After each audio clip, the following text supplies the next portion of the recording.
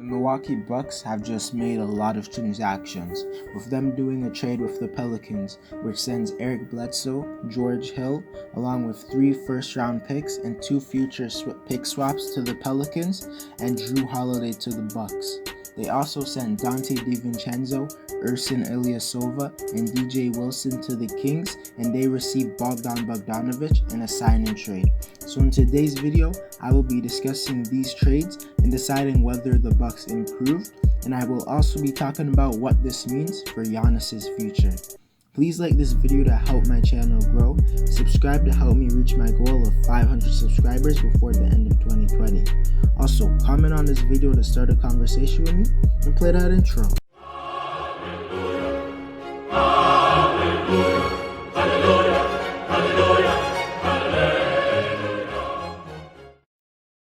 Over the past 2 years, the Milwaukee Bucks have had the same season, with them being a great regular season team who wins 60-plus games but loses disappointingly in the playoffs. In 2019, it was to the Raptors, and in 2020, it was to the Heat.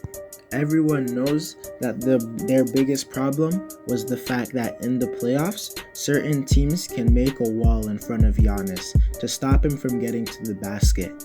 But since Milwaukee had no elite shot creator to go with Giannis, they struggled mightily to score. But this offseason, they got Jrue Holiday, who is a player capable of creating his own shot way better than Eric Bledsoe. Jrue is also an underrated passer, and he could play well alongside Middleton and Giannis. Giannis has never been with a point guard who is above average at passing, so maybe Giannis can even be better next season due to Jrue's passing. Although Bledsoe was a liability on offense, he was one of the best perimeter defenders in the NBA. But luckily for the Bucks, Jrue is also one of the best guard defenders and is able to switch on more positions due to him being taller than Bledsoe. Milwaukee will now have a big three of Giannis, Chris Middleton, and now Jrue Holiday. And the best teams in the league always have a big three. Jrue is a perfect fit due to his ability to play off ball, and he is not a ball dominant player. Milwaukee will now have 4 out of the 5 starters being above average shooters, which will create way more space for Giannis to get to the rim. Milwaukee also received Bogdan Bogdanovic, who is a scoring guard who averaged 15 points per game on 37% from 3 last season. Bogdan also has ball handling abilities and is capable of being a secondary ball handler. He will not be taking the ball away from the Bucks' big three, and he will be a great supporting player. I think he can be very vital in the playoffs, because if Jrue or Middleton are struggling in certain games, he can match their production.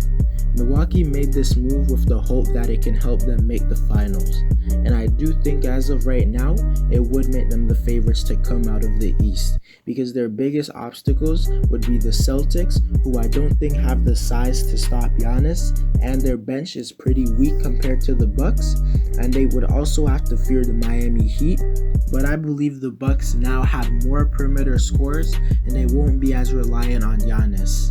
I also believe Milwaukee being top heavy will be more important than Miami's depth.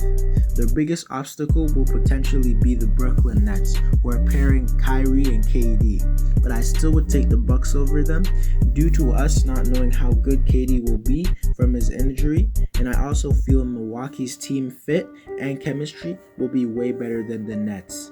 Milwaukee also might have the best player out of both teams, because again, we don't know how good KD will be. Milwaukee is now significantly better than teams like Philadelphia and Indiana, and I didn't mention Toronto in the list of main contenders because I believe this offseason they will lose Marc Gasol and Fred VanVleet, who are huge parts of their team, and Pascal Siakam showed in the playoffs he can't be the best player on a real contender. Milwaukee gave up a lot to get Jrue, but I think it was worth it, because Bledsoe was never a great fit, and he was always horrible in the playoffs, and losing George Hill was kind of an L, because he is one of the best backup point guards, but I don't think he will be the difference between the Bucks making the finals or not. They also gave up a lot of future first round picks, but I don't know if it will matter, because if Giannis signs the extension, they will be good for the next few years. For Bogdan Bogdanovic, they gave up Dante DiVincenzo, who was young and had solid potential, and contributed last year, but I think his ceiling was just as a good role player. Also, Bogdanovic can match his input or even do more because of his playmaking. Ersan and DJ Wilson didn't even play in the playoffs, so they are not huge losses. But I think Milwaukee did well in both trades, and I think especially in the Pelicans trades, both teams got good return. I believe all of these transactions will lead to Giannis signing the Supermax because it shows Milwaukee is fully invested in his future. Milwaukee is also capable of signing other role players to fill out their roster. The Bucks have put themselves back into prime position to make a finals run, and it will be exciting to see.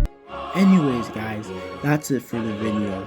Please like the video to show support and help my channel grow. Also subscribe to help me reach my goal of 500 subscribers before the end of 2020, and comment to start a conversation with me. Also check out these two videos up above if you like this one, and I'm out.